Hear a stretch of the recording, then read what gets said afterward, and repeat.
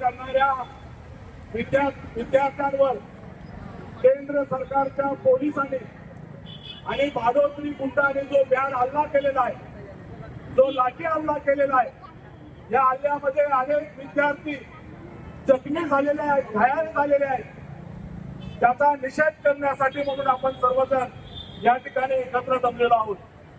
मित्रांनो, आपल्याला माहिती आहे, अमेरिकेमध्ये शिक्षण घेतलेला एक विद्यार्थी नीट परीक्षेच्या विद्यार्थ्यांना न्याय देण्यासाठी हातामध्ये बाबासाहेब आंबेडकरांचं पुस्तक घेऊन भारताच्या विमानतळावर उतरतो आणि तिथून त्याचा प्रवास सुरू होतो।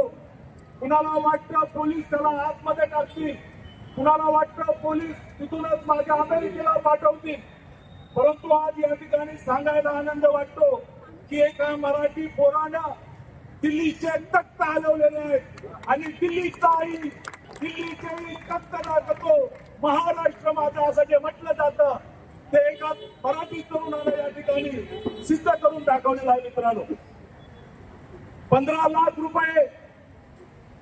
लाख रुपये आणि 2 कोटीच्या नोकऱ्या युवा वर्गाला दिल्या जातील अशा प्रकारचं आश्वासन देऊन जे सत्तेवर सत्ताधारी आले, ते सत्ताधारी आपल्या न्यायासाठी बसलेल्या विद्यार्थ्यांवर सशस्त्र बंदुका रोखतात, त्यांच्यावर पोलिसांकरवी, त्यांच्यावर अन्य गुंडांकरवी अमानुष्य लाठी हल्ला केला जातो, त्यांना जाळबंद केलं जातं।